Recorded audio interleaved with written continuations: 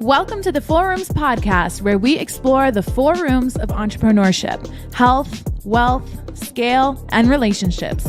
Each episode is dedicated to opening new doors and uncovering insights that empower you to design your entrepreneurial journey to be both lucrative and fulfilling. And now, your hosts, Amber Spears and Brett Kaufman. All right, ladies and gentlemen, welcome back to another episode of the Four Rooms podcast. I'm joined with my main man, Grant. Good to see you, buddy. Good to see you too, Brett. I need the listeners to know that you are doing this in sickness, that you are so dedicated to spreading the value that you were like, I'm not canceling. So I love that. You showed up. Hey, my vow in business is akin to marriage and sickness and health. So hopefully we end up richer, not poorer, and excited to jump in today. I love that. I think one of the things, because when you meet people, there's like some people you just felt like you've known for a while, and when I saw you, I was like, I joke because I was like I've seen you on the internet for so long, but our paths never crossed. And then within 10 minutes of our first convo, we're like, oh yeah, because I know this person, I know this person. So it's like funny how we're very intertwined we are. Yeah, it's like kindred spirits. I know. I'm like, dude, I feel like brother from another mother. So this will be fun. Yeah. And like me, you started out with commission only sales. So, and it was funny when I dropped you the loom of people in our community that will be there in Austin. You're like, I know these people. I know these people. Who have you worked for in the past? I mean, a bunch of different companies, but actually a few of those folks I recognized back from my days of running the Tribe of Buyer sales team, like Cole. I can still remember when we were swimming in the ocean, he was a burnt out sales guy for traffic and funnels. And we were having a conversation about like, dude, you're way smarter than most people in this space. Why don't you just put something together of your own? And essentially, quote unquote, sold a business development program at the time. And he went on to be by far the most successful client. And like, look at him now. So it's fun seeing people like that. And Brad used to live in the conjoining building to Andrew. So we would run into each other all the time on literally the balconies. Wait, which Brad is this? Hart. Oh, He was at my wedding. So we go back quite a ways. Yeah, actually. Brad Hart is, I don't know if he's a robot yet because he's so smart and what he's doing on AI. And when he came into our community to teach on it, I was like so excited because I'm like, I'll take real Brad Hart. I'll take robot Brad Hart, whatever you want to give me, because that man is changing lives. Yeah, not a robot, an alien, part side, work ethic and brain like no one else. So yeah, he's Such a cool, yeah. You would have loved our podcast because we talk very little about like business and just like it went all over the place. And it was just such a fun time. as it tends to. Yeah, he can hang with the best of them. So it was fun. It was like taking a trip down memory lane when I was watching that video. I'm excited to come out and do one of the events with you. I feel like it's going to be a family reunion of sorts. Yeah, Cole will be there. Grant will be there. I'm sorry, Cole and Brad will be there and a bunch of other people. So it's going to be fun when I tell them you're coming. Yeah, it'll be cool. So what I want people to learn about specifically on this podcast is that you've been in the sales game forever, and then you saw this big hole in it, and now you're solving with what you do at Simple Check, which is actually the first time I learned about it was last weekend at Alex Moscow's event. So why don't you tell the folks what you're up to? Yeah, so Simple Check was kind of the culmination of about 10 years of selling and then moving into financing brokerage, all with the vision of making purchasing decisions easier and more efficient. Because at the end of the day, nobody really likes the feeling of being sold to, but Amazon's just a perfect example of the fact that we love to buy things. And frankly, as long as it solves a problem or satisfies one of our core needs or just gives us more of what we want, we'll buy. And Simple Check, when we built it a couple years ago, actually, funny enough, in dental, but our preferred industry is info products, coaching, and consulting. Wish I would have just started there. It would have saved a lot of heartache. We operate on one simple premise, and that is that people who want what you have, who can buy, typically do. And so we've engineered sales intelligence made simple. And ultimately, the efficiency that it unlocks is really, really cool. So it's by far the most fun thing that we've done. And candidly, the plan is to ultimately take it to exit and then do a little more gardening and guitar playing and stuff instead of being locked behind the computer forever. Yeah, we need to show the folks, maybe in the show notes, a picture of your backyard, because, dude, that looks peaceful. It's awesome. I want to spend more time out there. Our little fruit orchard didn't produce all that well last year. because it got trimmed back quite a bit prior, and then it got a little bit of a shock. But yeah, I'm excited for a big harvest of persimmons this year. So one of the things when we were talking at lunch, I think it was on Friday or maybe it was Thursday when we first really started connecting, was you were telling me how when traffic comes in from a funnel, like a book sales call or even a lead, you're able to figure out what their actual buying capacity is. And I want you to explain that in a second. And what was really interesting to me was like, so now you're actually able to tell the closer ahead of time or whoever ahead of time if this lead is qualified for your high ticket or if you should immediately divert them to a medium or low ticket. So how can you figure that out? Yeah. When we originally built Simple Check, it was actually intended to be a sales tool above all else because that's my background, right? Hmm. It's just, okay, I've got a day full of calls and I've got a pipeline full of opportunities. How do I manage my opportunities best? And so what we built originally was with the intention that, okay, we're able to assess based on the appointments on my calendar today, which ones are worth taking, right? Like who actually has financial capacity to purchase. So in the most simple sense of what we do, we embed invisibly into a standard opt-in funnel. As long as you're paying for leads and getting a name, email, and phone number, then we're able to use that in conjunction with our credible capture technology, which pulls IP address and verifies identity. I know this sounds crazy, but we do all the heavy lifting. So instantaneously, we are able to run a soft pull on a consumer report and find exactly what is the credit score that lenders actually use. Huge key point to actually understand what credit score do your lenders use when offering third-party financing, because there's more than a handful of scores and you only derive benefit from the one that's correlated with approvals. So, or as well as what can someone slide their card to pay today, i.e. total limits minus current utilization. And we're able to pull a lot of other things too, for example, like income, investable assets, and stuff like that. So it's actually custom built for each business based on the specific data that they need.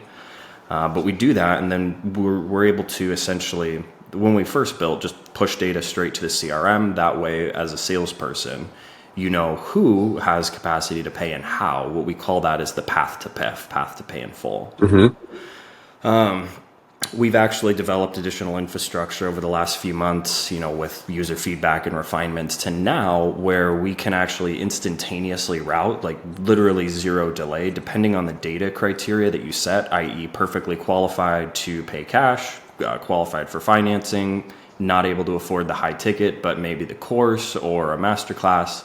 So we can instantaneously route each and every single lead one-to-one based on their financial data to the offer that's going to be most appropriate for them. That way you're able to liquidate ad spend much faster on the front end. With people who could never buy the high ticket thing anyway, you're able to present an offer to them that is suitable the second that they actually imply interest, which is pretty tight, without ever cannibalizing your high ticket stuff.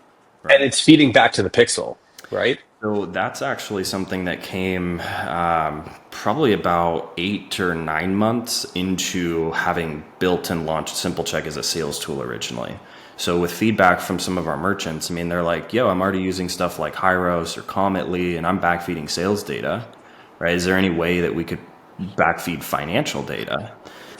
I was like, well, I don't know. I'm not the tech guy. I've got a good team of developers for that, but let's see what we can figure out. And it turns out that it's actually the highest ROI way to use Simple Check. So we'll now build an automated feedback loop so that every single time someone opts in, the second they do, we take that data. There's certain values attributed to the numerical value of credit score, income, available to spend.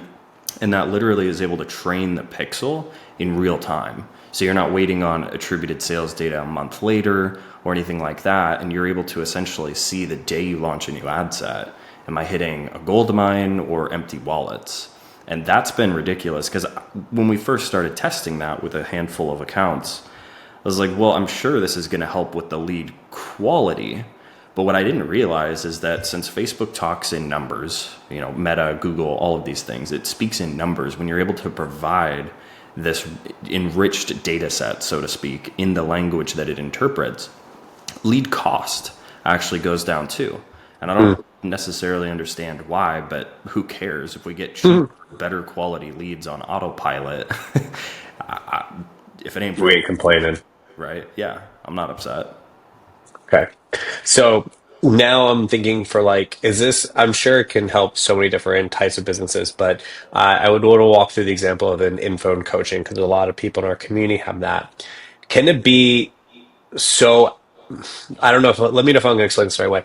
Can it be so accurate or fast that someone opts into my funnel. We have what you have in place. You pull, you do your magic, and then you're able to quickly identify whether they have capacity to buy something that's like 20K or potential like 10K, 5K, or even lower, right? And as an example, is there then a way to talk to my CRM and then have them automatically move to a different part of the funnel? Does that Yep. make sense what I'm asking? 100%. Yeah, that's what we built as far as the automated routing system. So let's say you have, a killer sales team of maybe 3 guys, and then you got 4 others that are newer and decent. I mean, you can literally route based on the data to the exact endpoint you want, whether it's segregating who gets to handle those opportunities. Maybe you don't give new recruits the highest quality leads. They get to Oh, focus sure. on the others. Or we have some merchants that, are large, right? They're kind of regarded as category kings, and they have a much more complex ecosystem of offers, one of which is kind of like the challenge king. And so Hmm. they'll actually run us top of funnel to then segregate who gets an opportunity to buy VIP tickets, who's going to be in what specific Zoom rooms, who gets invited to the breakout rooms that are contingent on financial capacity to buy the offer that's pitched in that room specifically. So we're fully end-to-end customizable. And some of the ways that like more complex ecosystem, I kind of talked about this at Alex's event, right? Like if you're just standard ads, book a call, VSL, close, yeah, you're going to have great impact for sure because it's easier to hit the target when you can see it rather than flying blind. But the more complex, the more offers and diversity that an ecosystem actually has, the more impact that we're able to deliver, because when you can automate the routing of things like this, you reduce operational complexity significantly. And I had an old mentor that a few years ago kind of blew my mind on the concept of a complex system, right? That a business in and of itself is a complex system, and each component thereof is multiplicative in nature, not additive. So if we have anything that's reliant on human input in order to get the outcomes that we want, inevitably we're fallible, Mm. right? And if we have just 2 components of a complex system, 90% effective, 90% effective, total throughput isn't 90%, it's actually 81% because they're integers multiplied by each other. So the more components that we can automate with true, accurate, real-time data in terms of the routing and how opportunities are presented, that has a huge systemic throughput Mm. improvement. So I'll get off my soapbox. It blew my mind, and I now see business in a completely different way. His name's Nick, since he taught me that. And that's kind of like the core through line of how we do things at Simple Check. There's a lot that we can build that, frankly, we won't because it's not aligned with the ultimate goal of making sales intelligence simple. It's like if it's valid, okay, but is it useful? And so everything we do is based on user feedback to create the best use case. So when you, and I'm getting thinking in the mind of the people that can really use this in the community, they probably have different offers at different tiers. It could be low ticket all the way up to high ticket, like I said, the 20,000. Would you recommend if you're consulting with them, like, hey, use the product, then of course, on the consulting side, to have all these different offers built out and ready to go because you can just like quickly diverge and move that lead to that offer? Is that how you would have them structure it? Kind of. It's more a case by case. If somebody has, for example, multiple offers that kind of create a value ladder, maybe Yeah. there's a book and a master class, and then there's a DIY course, a group coaching program, and a high-end mastermind. That gives an opportunity for affordability based on the offer itself. And so you can then segregate leads to what offer is affordable to them based on their situation, you know, and create, we'll say, appropriate recommendations for people. But there's other ways to create that too. So third-party financing is a way that you can engineer terms rather than price for perceived affordability, right? So you could have a $10,000 offer, but then if you also have maybe Klarna, Affirm, MyAbundant, Shy-Fi, any number of these third-party financing options that allow a customer to have a monthly payment in the ballpark of $200 to $400, you've created affordability there where it didn't already exist. And that's based on terms, not price. So you can have one or maybe just two core offers without trying to overly convolute your ecosystem just to derive the most benefit. And with those core offers, have multiple payment options. That's smart. And as long as you have the data and you know, okay, Bob is going to need third-party financing, so we're going to engineer his specific sales process around terms. So he might actually see a VSL that's different than Joe, who just plenty of available credit could slide his card today, right? Where Bob is actually indoctrinated into, and you know that the smartest people in the world leverage real estate to grow their wealth, not because real estate is in and of itself a great asset, but because it allows you to use OPM. And when you can leverage OPM, your outputs are exponentially greater than your inputs. And so he can start being indoctrinated into that way of thinking. So then when financing is presented, it's not scary. It's just in alignment with that through line you've created. Whereas someone else is going to be communicated to in a totally different way. Now, if you have great sales reps, they can be trained for that. If you have typical sales folks, you just automate a lot of that by having a couple different variations of conversion assets that we just pre-program into the automated routing. Right. Depends where they're at. That makes so much sense. Do you I just lost this question. How when someone asks like how accurate is the information, is it based upon someone's filing of their taxes last year? Like how real time is it pulling? If we're talking about income, it's net last filed year with the IRS. So the income is a tricky piece because, if you're selling something like truly business to business or to someone who is maybe an intelligent investor, has some real estate holdings and a great accountant or maybe some offshore trusts and they've done the whole sovereign citizen thing, right? Say half joking because there is actually some legit ways to do that stuff. But if you consider yourself a sovereign citizen, it's already an oxymoron. If that's the case and they're really good at hiding income, well, that's not going to be the best metric to go off of when it comes to what could they spend today. However, if your financing providers actually rely on any sort of income verification and debt to income ratios are important for approvals, which many of them are, that's the source of truth that they're going to go off of, right? It's like, I'm not going to take your word for what you said you make. I'm going to check with the IRS if I'm a lender and I want to protect my downside. So it's like, that's one of those things where valid and useful can contradict a bit. On the credit side of things, though, it's just exactly what the bureaus consider their credit score to be as of right now.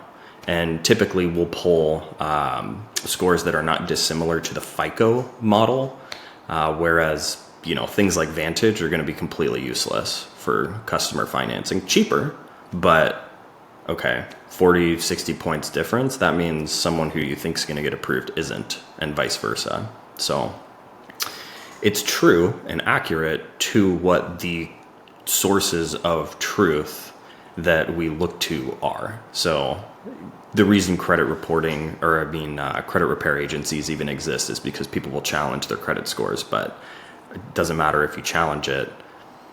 If you're trying to get approved today, that's the source of truth that a lender looks at. So that's why it's not a simple answer, but it's a very useful one if you're using this data to know, okay, is someone going to be able to buy today with the current state of what we consider to be reality?